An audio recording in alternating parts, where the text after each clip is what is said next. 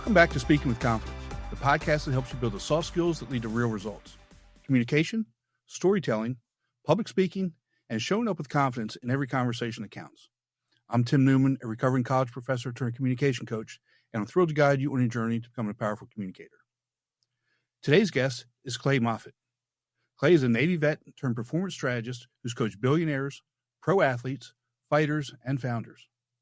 He's built a 7-figure business, lost it all in an app implosion, and came back swinging, writing The Trust Trap in 21 days while facing the permanent risk of blindness. His work now helps people reclaim their authority by mastering the nervous system patterns that sabotage clarity, presence, and influence. Clay doesn't teach confidence. He teaches conviction, empowered with pattern recognition and purpose. Clay, welcome to the show, bud. Thanks for having me, Tim. I appreciate that intro. It's very fancy. Well, you've got an incredible story, and I want to talk a little bit about the book Trust Trap in a few minutes, which it's amazing, and people are going to get a lot of value out of it. But before we get to that, I want to start with the idea of radical responsibility. What does that mean to you, and how does that apply to personal and professional development? So that's a simple thing. Radical responsibility is, simply put, the idea that for every single situation, there is a part that you have to own if you want to get to the next stage or next evolution or next level of life, if you want to call it that.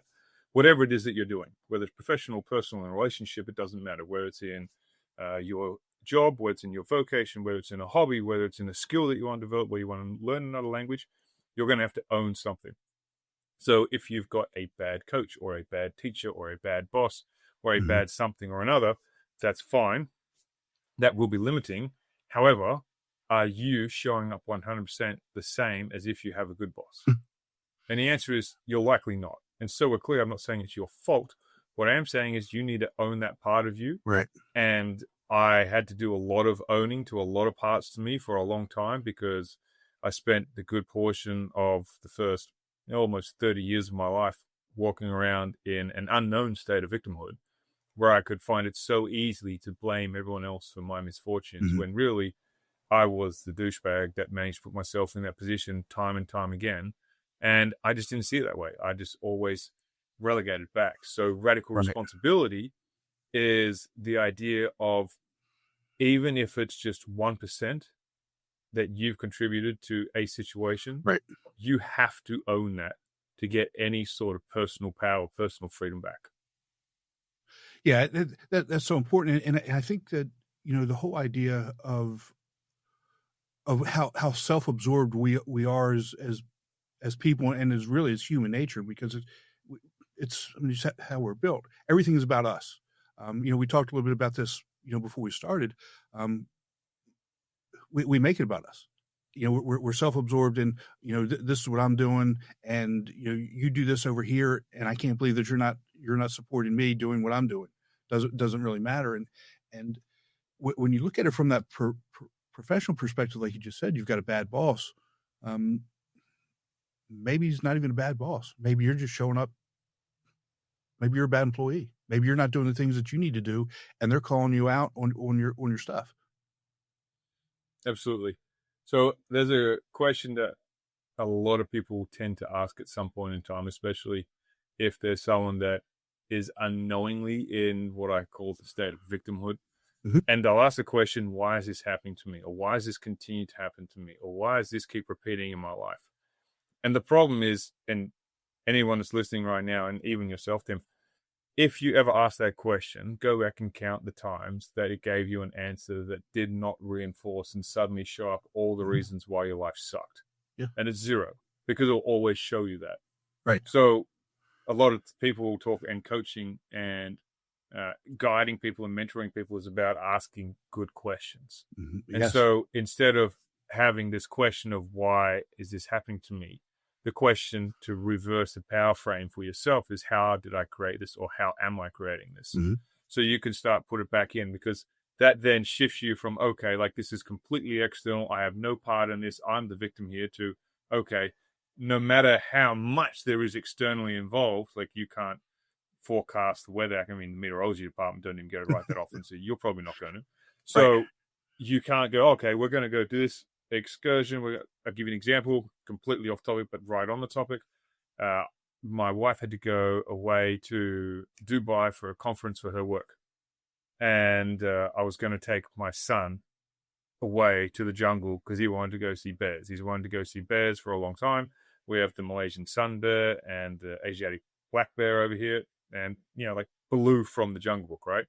They, they'll maul you if you get in between them, but they're not aggressive. They're not carnivorous. They won't go after adults and kids and humans.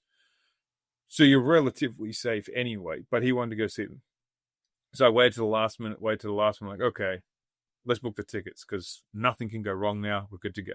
So I booked the tickets that morning. That evening, he gets a fever, goes all the way up, over. I'm like, okay, we're not getting on the plane tomorrow. That's cancelled.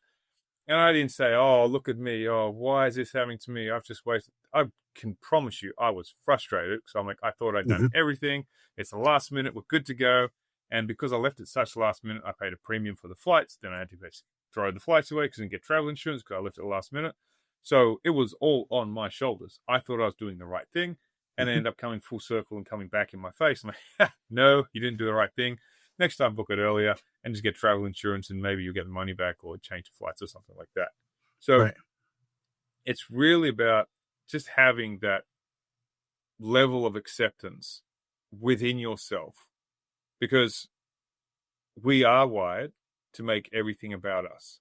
That's a default frame that a lot of us, not everyone, but a lot of us have it. There are some people that are people-pleasing who have come from traumatic past, or maybe not even traumatic, just the way that they were brought up, where they are now trying to put other people first and they subdue themselves. But even then, they're still putting themselves first because they're satisfying this other person so that they still get the feelings. It doesn't matter how you frame it. It's always going to come back to like what you need and what you want, or even to the point what you have been conditioned to tell yourself that you want.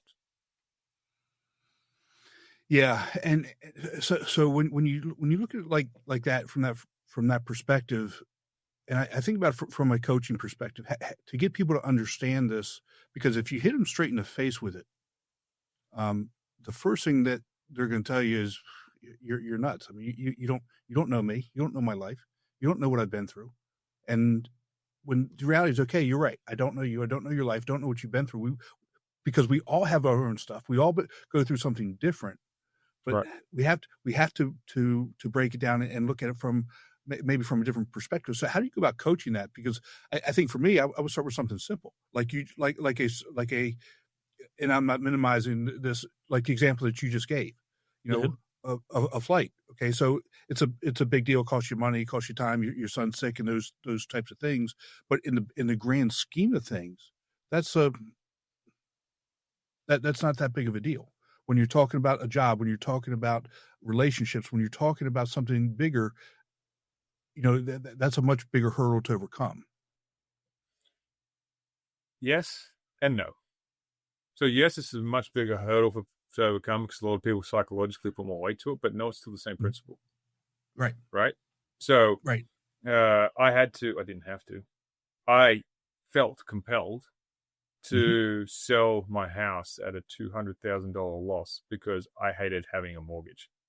So I put down a significant deposit and started paying this mortgage, and purely for the fact that I hated owing someone money for something that I didn't own, that they could take away from me anytime. I was like, why did I sign for this? Like, I don't care if it's the dream for everyone. I'm out. And I made a vow to myself that if I was ever going to buy a house again, I'd buy cash, because I just don't want to owe anyone money. I just couldn't do it. So that was a very significant decision to make, because I then had to go, okay, I've just put all this money in and I paid all this money on interest, and now I'm selling it at a significant loss. However, the peace that it was giving me was far superior to continuing to pay that mortgage. And it's basically the same principle, because I had to own the fact that I was the one that entered into the mortgage agreement. No one forced me. No one compelled me. No one made me do it. And that's probably the basic arc that people need to understand. Yeah. Unless you're under the age of 18, you are not really being compelled or forced to do anything. And even then, I'd argue that a lot of teenagers aren't really forced or compelled to do much. They might be emotionally manipulated by their parents in some households. I'm not going to argue. They might suffer physical abuse.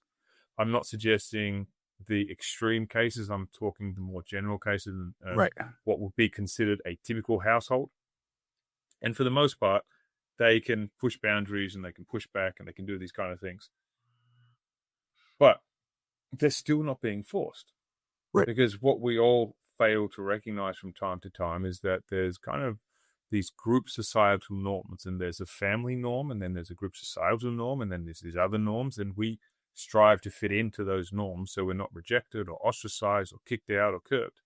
And so you are always making a choice that's in your best interest. It's just we forget the choice that we're making because we're like, oh, but like, I don't want to do this. Okay, so don't do it. And what's the alternative? The alternative is get kicked out of the tribe because you're not pulling your weight, or you're not pitching in, or you're not doing whatever it is, right? And so therefore, okay, do I want that? No. Okay, so that means I'm doing this because ultimately I want the end result that it gets, so I want this thing. Yeah. Yeah, it's you make really good points, and I want to go back to how you initially started that. You said you had to, and then you stopped yourself, and you changed the word, and you changed the terminology, almost like it was a quick mindset change. You said you had to, and then you said, wait, no, I made the decision to sell the house. I was compelled to. Compelled to, yeah, and that I think is that to me is mindset, and that's so important to understand because the words that we use and the terminology that we use, that kind of sets the tone. Right. Absolutely. And not just for the people that are listening or hearing, but for ourselves in taking that radical responsibility that we're talking about. Well, you're never going to speak to anyone else more than you speak to yourself for your entire life. You're right. Mm-hmm. So the words that happen up here, upstairs, are the most important words that there are. And one of my mentors, Chas Hughes, said to me, this one time, if you allowed someone to speak to you the way that you speak to yourself, or sorry, not if you allowed, if someone spoke to you the way you spoke to yourself, you'd drop them to the fucking floor. Yeah. And I said, yeah, there's a high chance. I mean, depending on who they were, like if it's Shaquille O'Neal, I'd probably, yeah, okay, whatever, but I'm not going to fight you. But I would most likely be like, what's your problem? Like, why are you talking to me? Like, what's your deal? And then we will give ourselves a pass. Like, it's perfectly fine to obliterate ourselves and demean ourselves and destroy ourselves and degrade ourselves. And it's perfectly fine. And it's not fine. But it's also kind of been accustomed and accepted that this is just how it is. And we have no way to change it. And more importantly, for a lot of people, they don't want to put in the effort to change it. So it took a long time for me to change my self-talk. And I had a very, very insatiable critic that wanted to criticize me on everything at every point and just was relentless. And I went through a process. It's like a quick 4-stage process that I did with every single thought that became into my conscious awareness. Every single one. So the first day I did it, it was about 60 or 70 times. And it was about that period for about a month. So 60 or 70 times a day, I go through this process. So for example, let's say the thought was, you're a dumbass, why'd you do that? I would first say to myself, you know what? Thanks, Clay. I appreciate you bringing it to my attention. Because when someone is criticizing you, and here's the caveat, and they absolutely love you, the criticism is not done to bring you down. The criticism is because they don't know how to communicate you or get your attention. When they're criticizing you, they're doing it because they're worried about you, they're fearful about you, they're doing it from a place of love. And you see this with parents who constantly critique their children. It's not good enough. You need to do better. You raise your standards. Come on, what are you thinking? They're not doing that to make the child feel like crap. They're doing it because they want the child to be safe, to be secure, so that everything they put out is of a high standard. So when they get out into the world, they've got high standards. They can look after themselves. They're self-reliant. And if you are of the mind right now that you believe that your subconscious is your enemy, then you don't understand your subconscious and its role in keeping you alive, because it is designed to keep you safe. And so it may have learned or been conditioned or watched or observed through time and be trained to get your attention in what would be seen in a negative way. And if that's the case, then it is 100% your job and responsibility, radical responsibility again, to change it. You've got to own it. And this is what I talked about when we jumped back earlier. You may have been conditioned. So, for example, my dad has very horrible self-talk, still to this day. Mm. And I know for a fact that's where I picked up a lot of it from. Because I've watched him, he'd screw something up and he'd just obliterate himself. And I know he got that from my grandparents who treated him like crap. So it's not his fault. Just like it's not my fault that I had it, it's also my responsibility to change it. Change it, right. So basically, you acknowledge it. So if someone's annoying you and nagging you and like trying to get your attention, you say, you know what? Thanks, Tim. I got it. Let's pretend you're like trying to get my attention and nagging me because you wanted to tell me something super important. But you're doing it in a way that was just not demeaning, but didn't really connect with how I wanted to be spoken to. And I'd say, you know what, Tim? I hear you loud and clear. Thank you. I've got it. What would be the next response from your mouth? What are you going to do differently? Right. You know, exactly. Right. It's a completely different frame. Mm-hmm. Like, okay, right. Cool. All right. So what do you, now it's like more inquisitive. Or how can I help you? How can I help you exactly. do better? What do you need to do better? I mean, that's where you start asking different questions as opposed to making statements. Exactly. So you just started going down the path and you do the exact same path with yourself. So first you thank yourself because it's coming from your subconscious mind or your non-conscious mind or your other than conscious mind or unconscious, whatever you want to call it. I don't care. So you know this part of you is wanting to talk to you. So you thank that part of you for wanting to get your attention, for acknowledging something's up, for acknowledging that you can be better and do better. Perfect. Okay. So then you say, okay, so what's the intention behind that comment? Like, what are you really trying to achieve? Mm-hmm. And a lot of the times it will come across like, I know we can do better. I know we can do better than this. Okay, perfect. Thank you. I appreciate that. Yes, I agree we can do better. Now, how could you say that to me in a way that's useful? Oh. And you wait and you sit there. You shut up and let your brain come up with a solution. And it will say, you know what? Next time it could say, Clay, stop a moment. Let's just think about how we can really commit to what we're doing and get the result we want. Mm. All right, perfect. So do you agree to start doing that from now on? Yes. Do you have any resistance to talking to me in this way? No. Okay, perfect. So let's agree to do that. Thanks, buddy. I love you. And off you go. And so you're retraining the brain because you're going to get a visceral emotional response to that because it's going to feel different because your self-talk is now shifting from a critic into a coach and you're training it. Yeah. And what that does, and I'm just kind of thinking that through from physiological response in that our body has in that as well. Right. So when you, let's just say when you have that negative self-talk or you call yourself an ass or you said, damn it, you're an idiot. Why'd you do that? Mm-hmm. Your body goes through the same response as if somebody outside of you were saying that to you. Right. So now and there is that physiological response that, so by changing that, that's going to change by changing that self-talk or by changing how we approach it. It's going to change the physiological response to make us feel in a different way as well. Correct? Absolutely. Absolutely. Because you'll start connecting with the emotion that's coming from underneath. Mm-hmm. So everyone wants to be judged on their intention, but judges others on their behavior. Yes. However, this interaction you have internally, we judge ourselves on behavior as opposed to judging on the intention. And so what you're doing by going through this process is you're getting to the root of what's going on. What's the intention that you're trying to communicate to me? Mm-hmm. Okay, let's focus on that. Let's focus on how we can change then. If that's your intention, what could you say that's more aligned with the result that you actually want to get? So you're basically teaching yourself how to do self-talk in a way that's useful for you.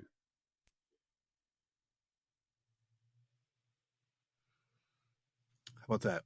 Let that sit in for just a second, because when we do that, when we look at it from from that perspective with ourselves, and we start to communicate with others with that same type of intention, what's going to be the end result? Number one, I think you're going to have you're going to have better conversations, you're going to have better connections, and you're going to have better results with whoever it is that you're interacting with. Well, you're going to get twofold. If you start making it the habit that your response is when someone gives you criticism, whatever it is, even if it's said in a demeaning way, you say, you know what? Thanks, man. I appreciate that. That means you're giving me something to think about. Mm-hmm. As soon as they do that, the nagging stops straight away because they feel like they've been heard. And it's the same cycle when you do it to yourself. Your brain's like, oh, Clay's listening. Tim's listening. Oh, we're finally paying attention to what's going on. Awesome. And so then that loop that used to keep playing for hours on end shuts up because, like, yes, they've got it. And that's the same thing that happens externally. Like, oh, okay, yep, thanks. I appreciate that. Thanks very much. And I used to teach this to kids at school when they're getting bullied because the bullies are usually going through something and they just can't deal with something. And so a bully would say something to one of the kids that usually I'd be working with parents and then they'd say, oh, my kid's going through this. I'm like, oh, just tell them, say this. Tell them, say, thanks. Yeah, I've had a really good day too. I appreciate you pointing that out. Thanks very much. And the bully's like, what? And then the kid just keep walking and they didn't know how to respond to it. And eventually the bully just gave up because there was no response whatsoever. And then they come to like, hey man, what's your deal? Like I'm giving you a hard time. Why are you doing this? I'm like, well, because you're pointing out something that you don't like and maybe I could work on it. So I appreciate it. And just walk off. And these guys have got no idea how to respond to that. Yeah, that's such a, I'm going to say strategy, but that may not even be the right word, but it's such a good way of being, right? With whoever, because like you said, the bully has no idea how to deal with it. And so the bully was adults don't either, Tim. You're right. Because they're not used to someone just going, you know what, thanks. I appreciate it. I appreciate it. Because they're used to someone diving into the behavior itself versus the intention of the behavior. Right. And so if you can go, you know what, I think this person, because let's face it, it's very rare for you to wake up and have someone go, you know what, today I'm going to get Tim. He is screwed. I'm going to make sure. No one does that. Unless you've been like a spy and you've been screwing people over your entire life, then yeah, there's a very real chance that someone is out to get you. But for the most part, no, like people, as we spoke about before, are so involved in their own head and what's going on. They're just trying to stay in their lane and make it through the end of the day without wiping someone else out. Exactly. But we get caught up on this like drama that, oh, everyone's out to get me. Everyone's going to go through this path and they're going to really ruin me. No, not even close. Unclose. I'm not trying to make light of it, but it's kind of funny how we got to that point. But this isn't anything new. This isn't something that just creeped up in the last 10 or 15 years. That people have had these kinds of thoughts, for forever, right? A long time. And, it just becomes inherent in being human. But it's funny how we got to that point that we're so worried about what other people are doing, even though everybody's only thinking about themselves. And we act on and we behave on something that isn't real. So it is real from an evolutionary psychology point of view.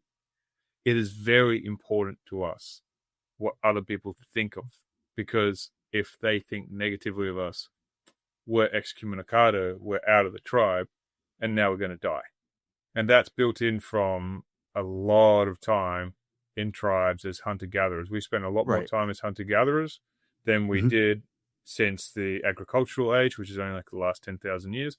We've got, 150, 200,000 years before that of priming and conditioning and these patterns and these scripts that keep running and keep cycling. So it's still in there. And then if you look at how fast technology has evolved over the last 10,000 years, let alone the last 100, it's just been insane, the amount of breakthroughs and changes that have happened. And our brain doesn't keep up. It doesn't evolve. Like biologically, physiologically, we don't evolve that fast. Well, let me follow up with that here for just a second. We just, talking about your kids and my grandkids, and me, and I'm like I said, I'm a recovering college professor, and what I found is that the younger generations are so much smarter today than they were when I was growing up. I mean, but my students at 18 were so much smarter than I was when I was 18. I'm not saying that I was smart. I was an idiot, but intellectually they were smarter. They knew more things, right? Yep. My 5-year-old granddaughter is so much smarter at 5 than my daughter, who's 34 now, was at 5. Right. And so you talk about the evolution of the brain, right? Mm-hmm. So that part's evolving, but that inner monologue is not. So because there's a difference, right? Because even my 5-year-old granddaughter will say things about, well, so and so doesn't like me because of this, and I said, well, did they say that? And she said, no. So and so is doing these things, and I got to make sure that I wear these clothes. And she's at 5, Clay. So there's a couple of things that's why it happens. So you're talking about the education system, and the education system has money pumped into it. I don't know about the American, but I know the Australian does, and most other countries around the world do, right? They have money pumped in to educate, to grow. Teaching as a degree is evolving and has evolved over the last 50 years, so the teachers are changing. The technology and the methodology that they use has changed. What is messing with people in terms of this self and understanding of the self is that little boys will mirror their dads and little girls will mirror their mums. And whatever weaknesses is not the right word, but flaws is as close as I could get. Okay. So whatever flaws the mother has, the daughter will likely pick up on, even if the mother has never said anything. And this was done. Wow. They did an experiment with, there's a soap company called Dove. And there's a video on YouTube, which you can watch, called Mothers and Daughters. And it's phenomenal. I will ruin it for you, but it'll save you having to go watch it. But if you want to watch it, go watch it. And basically, they have these mothers and daughters come in, and the mothers write down a list of everything they dislike about their bodies. And lo and behold, these daughters, who range from the age of like 4 to 12, have the exact same things that they don't like about their bodies as their mothers. Identical. And every single time. Wow. And the mother's like, but I've never said this in front of her. But they don't need to say it, because kids are so much like a sponge. They can pick up on things. And they can pick up on how people carry themselves and how they interact with others and the social standing and how they connect with others. And so we are shaping these kids based off all of us, and the leakage comes through. So you might put on this brave front. I'm not saying you specifically, Tim, so we're clear. Right. You in the general sense, all our listeners, everyone, might put on this brave front when you are facing the camera. But when you step out of the camera, your standards drop. You relax. You don't really care. You don't shave. You don't do this, whatever. And so there's 2 different standards. And kids will pick up on that leakage and they'll adopt it. Because from everything I've read and from everything that I've studied, and from my training in the military, I've seen it time and time again, that when the pressure's on, you don't rise to this occasion, you drop to the level of your conditioning, the level of your training, whatever you want to call it, level of your systems. And it's what we do as a natural byproduct of who we are. So if you have these 2 different identities, one on camera, one off camera, then you can put on the show for a bit of time. But after time, it is going to leak. And what's really there and what's really underneath is going to come out. And that's why you can have people in the honeymoon period for the first 3 months, like, this person's amazing. They're fantastic. There's nothing wrong with them. Then after 3 months, they're like, hang on a sec, what's going on here? Yeah. Yeah. And so I don't know how long you've been married. I've been married almost 30 years. And we still finding things that are coming out that either we've blocked out, and you talk a little bit about this in your book, which we'll get to. Again, we're going to get to it for our listeners. You talk about that in your book. We block it out, not that it wasn't wasn't always there. We've just decided that it wasn't there. We blocked it out. We've put that blinder on until, wow, it's really kind of smacks us in the face, and how we deal with that. But we'll talk to that in a second. But that just made me chuckle in how that actually relates to some of those other things. But you're absolutely right. I think the idea of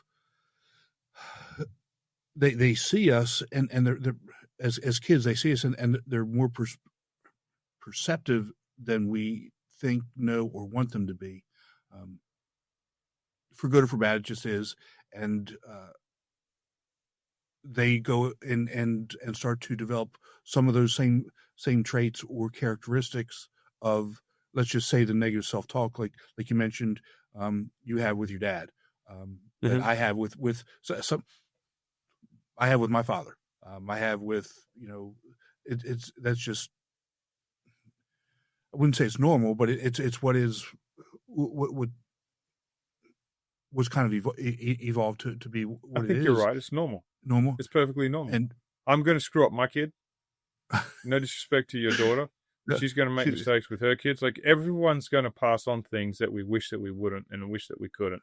Yeah. But the truth of it is, unless you're perfect, which no one is. No, it is. And even if you were, you're still not going to be able to predict the exact way that your child's going to respond to everything. You're right. And so you've got no clue of, like, you can just do the best thing that you can. Right. One of the biggest lessons I ever learned was that as I'm growing up, I'm watching my parents growing up. Yes. And as soon as I became a parent, I'm like, yeah, my parents don't have it figured out. They've got it more figured out than me, but they're making it up as they go along, just like I'm making it up as I go along. Exactly. And I'm not going to get it right. So probably the biggest difference is I've actually sat down with both my kids and had that conversation with them. And I said, look, I've been a dad as long as you've been a son or a daughter. Or a daughter, right. And I'm figuring out as much as being a dad as you are figuring out as being a son as we go along. And I am going to make mistakes and I'm going to screw things up. And I apologize for that now, but I'm going to be doing the best that I can with what I've got. And that's not to make an excuse to say, hey, I'm going to make your life hell just for the fun of it. It's to tell you, like, the reality of it. Like, I am still growing up right now and I'm going to make mistakes and people are going to make mistakes and it's perfectly fine. And it's good for them to actually see that, to see somebody that they love and care about that's an authority figure owning who they are and owning mistakes, owning the good and the bad, and making those adjustments.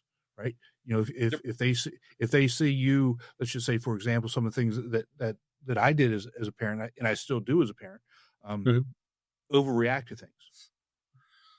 Over punish, or I don't over punish my adult kids anymore, because I mean, what am I going to do? But when they're kids, over punish or overreact, and I would go back and tell them, look, a lot of times when I overreact like that is because you've scared me. Right.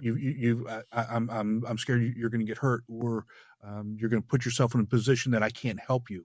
Those types of things. And when they see that, as kids, they see you a little bit differently. But even as, let's just say, a coworker, a friend, a boss, whatever, they see that, okay, wow, it's okay to actually, take ownership of what you've done and correct it. Absolutely. It's a valuable lesson. So what are some blind spots in that kind of hinder us as we build effective relationships? Because again, we just touched on it a little bit. There are things that our partners have, that our friends have, that our significant others, our employers have, that we just kind of think aren't there, but they're there. We just choose not to see them. What are some of those things, and how do they actually hinder the growth of relationships? The blind spots that other people have, or the blind spots that we have? Well, both, really, because obviously we don't want anybody to know that we're not perfect, right? That's fair. That's the biggest con that's going around, right? We don't want anyone to think that we're not perfect, yet we know we're not perfect and everyone else isn't perfect, but we all pretend like we're perfect. It's insane. One of the biggest blind spots that people don't realize is going to be inevitable until you can start to see the frame in a different way, is to understand how the brain works. And the brain works by wanting to commit everything to automatic programs or habits as fast as they can. And so I was venturing down pathways when I was reading up about emotions, and this is when I was diving into Lisa Feldman Barrett's stuff and Moran surf stuff, sorry. And a bunch of other research, and I started to connect with it. And I used to say a lot of the times that I was an angry person. So I'm saying that past tense, but back then I used to say I'm an angry person. And what I've started to recognize and reading through neuroscience and latest research on things like that is that I was not.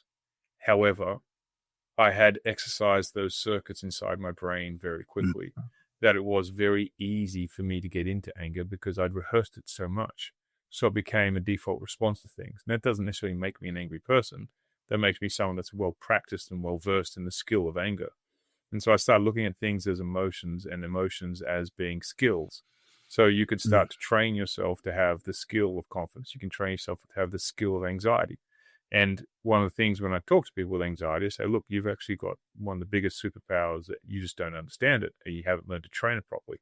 Because if you can create such a vivid imagination in your mind that you're giving a visceral response in such a negative way, then when you start creating those vivid outcomes about good things, you're going to be unstoppable because you're going to have this amazing, intense visualization process to connect you to these amazing goals and instill these positive things. So the biggest blind spot is these labels that we create for ourselves through this mechanism of shortcutting everything, where we call this label and then we start creating this permanent feature about ourselves or about someone else. And so we create this, that this is a confident person, this is a goofy person, this is a stupid person, this is a smart person, this is a whatever. And then that itself starts to create this lens through which we view that person. And when the lens doesn't match up to what we're looking for, we start to make excuses for that person as to, oh, no, that doesn't, no, that. So let's say we do the inverse. Let's say we frame someone as a stupid person and then they go and do something really smart. Like, oh, that was just luck. Yeah, they just had a lucky day. Like, that was just luck. Exactly. Right? And the inverse of that, we frame someone as a smart person. They do something really stupid. We don't go, oh, now they're a stupid person. We go, no, they're a smart person. They just had a bad day. They just had an off day. Right. And so it goes both ways, right? And it really depends on the frame and what we've got locked inside our head as to how that would manifest as a problem or an issue, or if it does at all. Yeah. And it's funny how quickly we make those decisions too. I mean, those decisions are made pretty quick. Though, having said that, for some people, it's much faster than others. So for some people, they get this instant connection where they create this process for someone. And then once it's locked in, it takes a lot of evidence in the contrary to snap that reality. Right. Some people, it takes a bit of time. And there are some people who will take continuous reinforcement for you to hold that position. So how do you know that someone's good at something? Oh, they keep showing up in this way and I see that their quality of work maintains this standard. Oh, like forever? Yeah. Because when they're not hitting that standard anymore, then I know they're no longer good at it. Right. So it really depends on how the person interprets information inside their brain, and there's multiple ways that they do. You know, and I guess I'm looking at it from a perspective of, let's just say, careers. Yep. You know, a lawyer, you know, we're looking at a lawyer. Well, we know they're a good lawyer, a personal injury lawyer, if they're continuously getting multi-million-dollar judgments. We know they're a good lawyer if they're convicted. Do you though? You know, what if they're doing dodgy things around the back end? No, I'm just saying on the surface of things, right? Gotcha. All right. Yep. Fair enough. Yep. You know, absolutely. So when we see a commercial or a doctor, oh, this guy's been a doctor for 30 years, he's done this number of joint replacements. Oh, he must be good. Yep. Absolutely. Right. So we're not even making judgments on somebody that we know. We're making judgments on things that we're seeing that they've done, or seeing things that they put out saying that they're good. And then when we go in and we meet with them or interview them or what have you, and I'm just saying doctors and lawyers here as an example, we've already got an impression of them in our heads, and the first thing out of their mouth, we say, "Oh yeah, this is the person. Yeah, they're right. He is really good." He could be saying things that aren't good, but we've already made up our minds that this is the person. Yeah, absolutely. That can happen if you get multiple sources telling you that someone's good. It can happen if you see them doing something, not that they're doing something with you, but you see them do something with someone else. It can happen. Right. There's multiple ways to create those frames, and once those frames are created, it is usually pretty difficult for someone to break it. And they will filter all the information about that person through those lenses. Yeah, and then I guess let's take it another step forward when you're hiring somebody and somebody recommends them, right? So like if I'm hiring somebody and I talk to my friend, I say, "Do you know anybody who can fill this position for me?" And they're going to say, "Yeah, this person is really good." Okay, so that person, without even meeting them, talking to them, or seeing the resume or any of their work product, we already have an impression of them. And you mean like if you were to hire a friend of yours to build an app, and then that app ended up imploding and costing you over $500,000, and you just look like a complete moron? You imploded your company that was doing 7 figures, something like that. Something like that, yeah. Yeah, guilty as charged. Yeah. Yep, happens, man. Happens to everyone. Once you put someone in a frame as an expert, and you've seen them do things with other people, but you don't really get into the nitty gritty of how they're running things and how they're doing things, or you do see it, but because you are so, I'll use this word very particularly, desperate for the outcome that you want to achieve, that you just start ignoring the red flags that start coming up, then you definitely dig yourself a grave very quickly. Yeah, and I think that's a common situation, not necessarily the app thing, but like you said, we ignore the red flags, ignoring the red flags for whether it's being desperate or whether it's being blinded by emotion, whatever that reason is, but we know that they're there, and ignoring them, that's something that happens all the time.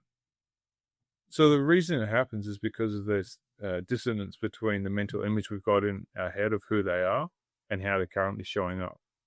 And so what happens as a result of that is when we create this person as a safe person, or as a trustworthy person, or as a good person, or whatever we are, we now frame all the information that we get in through that process. And then to admit to ourselves that it's different means admitting that we got it wrong. Right. And the thing of it is that we didn't get it wrong. Because when we put them into their bracket, at that point, that was true.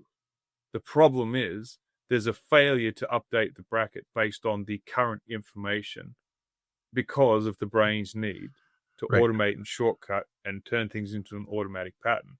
So it does, because you just imagine for a minute that you could not put people into a trust bracket ever again. And you had to constantly assess every single person that you interact with every single day. Could you imagine the amount of cognitive load that you would have on your brain with every single person and every single interaction having to pay attention? And the way I talk about it to make sense of the point is, like, if you drive somewhere and you're driving there for the first time, the trip seems to take forever. Why? Because you're fully present and you're paying attention to every little piece of data to make sure you get the right way. Even with a GPS, a lot of people still do this. Yes. Now, the return trip feels like it's going like that. Why? Because you already know how to get there. You know how to get home, so you can just drive home and you're on autopilot for the most of the way. And that's typically what happens. So when we're first getting to know someone, it's like we're driving to this destination for the first time, we're paying attention to the whole lot. And once we've been there, okay, we've been to that destination. They've got a good house. This is a safe place. Okay, we can just drive back home now. And we know that they're in that place and it's safe and we're good to go. And we can't just forget about it. Right. Right. And again, it's funny that the brain works that way. So, and this past weekend, I was following somebody home to their house. And I know where they live, but I told him I'd follow him. And there were a couple of times that he wasn't going the correct way. And and I flashed my lights, I beeped my horn, and he just kept on going. And I said, okay, I'll just follow him. He's not going the right way. He must be going somewhere else. I don't know why he's doing this. And he did it twice. And it turned out he just goes a different way. Yep. That's how it is, man. And but my anxiety level went through the roof. Like we're even if let's just say he was just going to want to stop at the grocery store, whatever, on the way home, right. Whatever. He didn't tell me about it. He forgot, whatever. But my anxiety level unnecessarily went up for no reason. It didn't go up for no reason.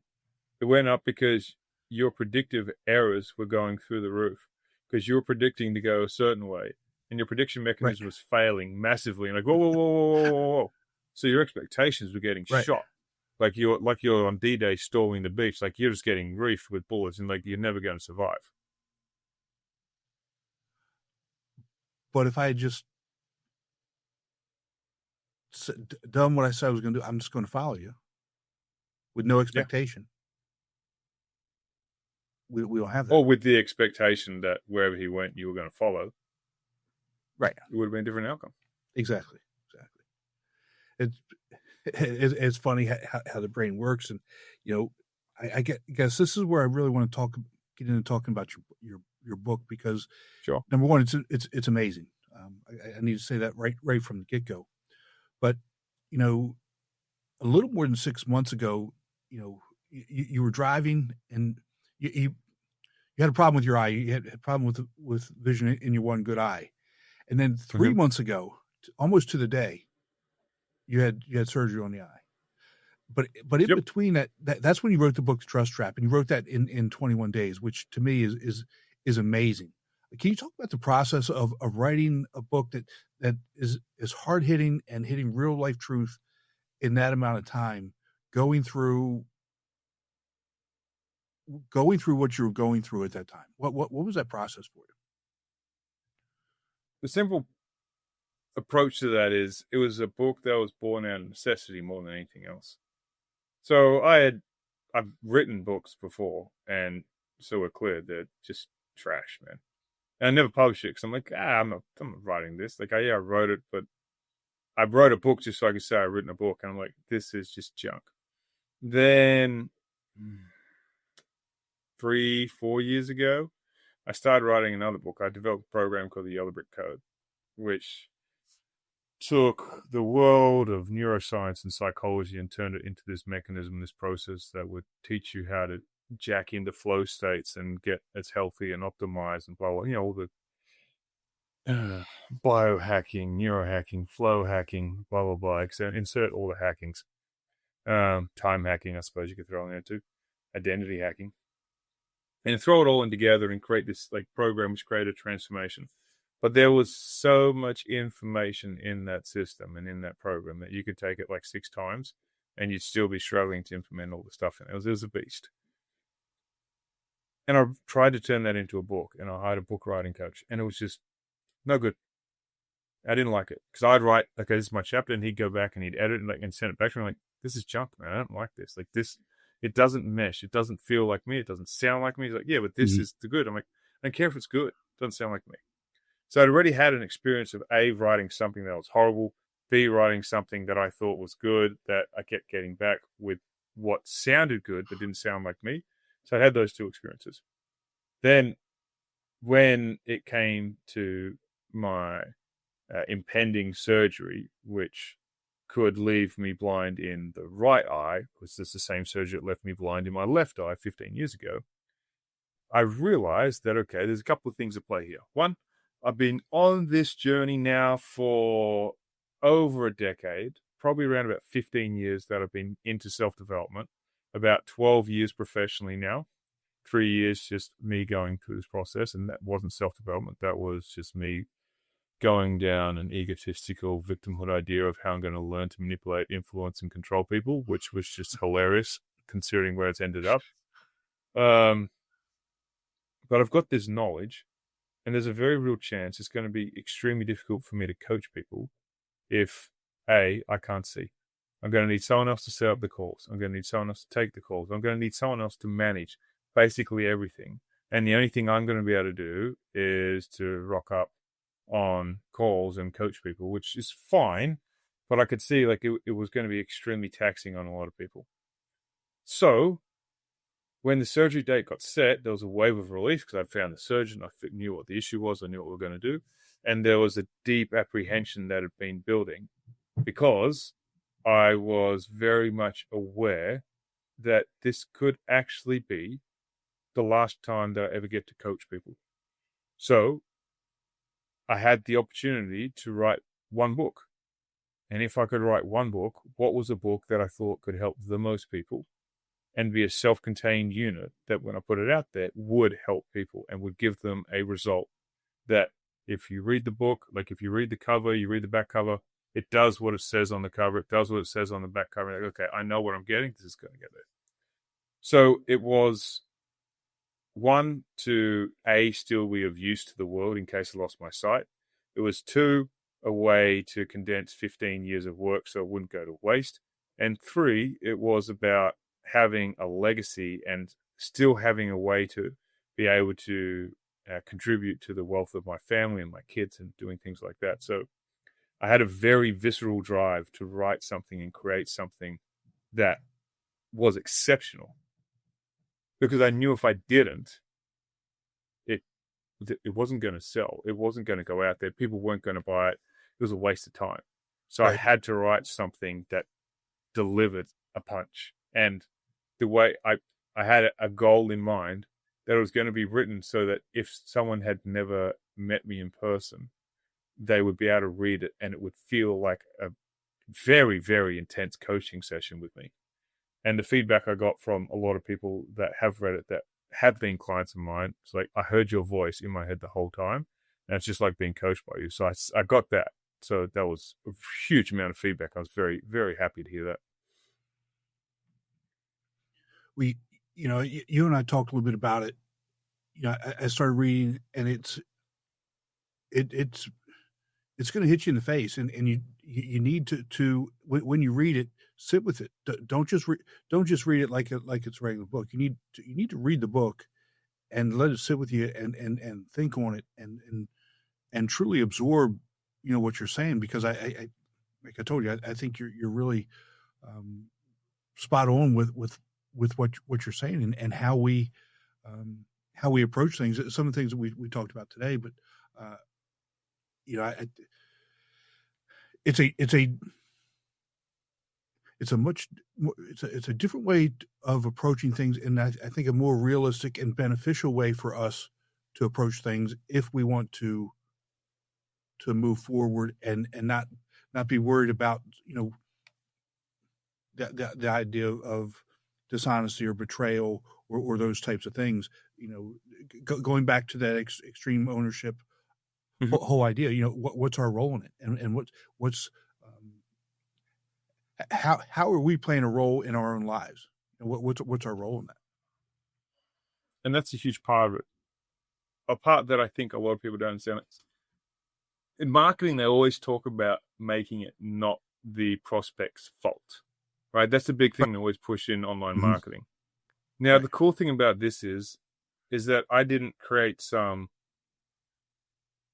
piece of crap jargon thing to explain why it's not your fault. Like, this is literal mechanisms that happen inside your brain that is based from the perfect storm of evolution and neuroscience and language all coming together to create this mechanism inside our brain that basically plays us for fools. So It's not your fault. However, as I always say, it's your damn responsibility if you want to do something about it. You can't pass the buck to someone else. You have to take it on board yourself And if you're not prepared to do that, if you're not prepared to take any kind of responsibility towards it, this book is not going to be for you. You're going to hate it. You're going to want to burn it. And that's fine. I'm perfectly fine if you want to do that. But I'm telling you right now, if you're not prepared to look through it and go, you know what, let me go into this in a way to see how I contributed to every part of this in my life, then you're going to find a very, very painful journey for 253 pages. Yeah. Read the foreword. I think the foreword really kind of tells you exactly what you're going to get. And I think there are a lot of books out there that when you read the front matter of them, it's a lot of fluff. It's a lot of, this is great. This is, it's a wonderful book, blah, blah, blah. But the foreword on your book by Chase Hughes is probably one of the best I've ever read. And this is actually what you're going to get when you read the book. What's in it. This is what's in it. If you sit with it, if you truly read it and digest it, this is what you're going to get. It's awesome. Yeah, Chase is a mentor of mine and a good friend, and I have a world of respect for that man. He's helped me in a lot of ways, and he's just an all-around great guy. When I was writing the book, or even considering writing the book, he has helped me with the body language side of things so much that it's just instrumental to my understanding of body language, which covers in the last quarter of the book. We start going through language analysis and nonverbals and paying attention so you can start reading behavior and spotting this misalignment as it's happening, so that your brain your conscious mind has the ammunition to back up and connect the red flags with actually being red flags, so you can't talk yourself out of them. Right. It's not to make you paranoid. It's not to make you conceited. It's purely to give your conscious mind the ammunition it needs that it is currently lacking, so that you can't just go, oh, that's okay, that's not that person. No, right. That is that person, because that's how they're showing up right now. And you are basing that's not them because that's how they've not been in the past. Now, pay attention to how the data is showing up right now, because that's the whole point of it, is to give you the data and to give you the strategy, so you can go, okay, I see what's happening. Right. No worries. We're diverging or we're aligning, and you can start to track how the process of this relationship, basically how you want to be relating to this person now, is in effect either working for both of you going in the same direction, or you start to veer off in different directions. Right. Yeah. Right. It was... And it could be different, but it could be friends in one situation and coworkers or employer in one, and two different situations, two different types of interactions, and knowing that and being able to separate that is also so important. Absolutely. So what I got from a friend of mine who's a very successful online entrepreneur, she sent me a message and she said, I'm so sorry it took me so long to read the book. I usually read books extremely fast. I read your book so slowly because you've referenced Daniel Kahneman, you've referenced Moran Cerf, you've referenced a lot of people, and then people that she didn't know about because she hasn't gone into the psychology in the same way that I have. But her response came back to me. She goes, you know what your book gave me? I said, nope, but I definitely want to find out. She said, you gave me permission to trust myself again. Actually trust myself. I'm like, perfect. I said, because that's the idea. Because when you can get back and actually have full, unbridled self-trust, now you become powerful. Now you become unstoppable, right? Because you can connect, you can make decisions, you can trust those decisions, you can know that's the best decision for you in the moment. You get rid of self-doubt, you get rid of all the dramas, and you start to then fulfill the role and fulfill the best capabilities that you have. And that was one of the nicest things that people have said, because the book is supposed to be a path for liberation for people. It's not a path to allow you to go and find yourself in another relationship searching for love. Right. Because for me, a lot of people say, well, what about self-love? I'm like, well, let's look at it from this way. If you can look in the mirror and say, you know what? I can trust myself completely. I would say then you're doing pretty well with regard to self-love. Because that is complete self-acceptance. If you can trust yourself completely, trust all the decisions that you're making, trust that you're moving forward in the right direction, you're well on the way to getting what you want in life. Well Clay, thank you so much for this. Where can people connect with you? The best place is simple. X. On X almost every day. It's at Moffat Clay, MOFFATCLAY. Or email me, go@claymoffat.com. Awesome. And I'll put those in the show notes. And when you said that, it kind of made me laugh because I was listening to another show that you were on, and you were talking about, and this part isn't the funny part, where you were in Houston in jail, and the guy kept Moffat. It just made me laugh. Maybe and the host said it was a Key and Peele type thing. Aaron. That just made me obviously not laughing that you were in jail. But I was laughing, man. It was hilarious. That was like the creme de la creme of my victimhood status. Right? Like everyone else who created the situation. It wasn't the fact that I had a lot of demons. It wasn't the fact that I had gone and got drunk. It was the fact that all this other junk. To be fair, I was extremely grateful for the fact that all got resolved. I was extremely grateful for the fact that all charges were dropped, and people just put it down to me being a drunk idiot in the wrong place at the wrong time. Exceptionally grateful for that. But yeah, that was one of the funniest moments in my life, because I'm standing there, I've made bail, and I'm sitting there, and this guy's saying, "Hey, Moffat. And I'm like, what?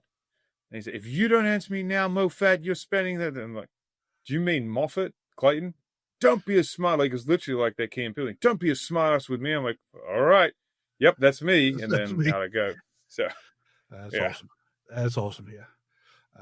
Well, I at least there you can find some humor in some of the things, and to me that's a big deal.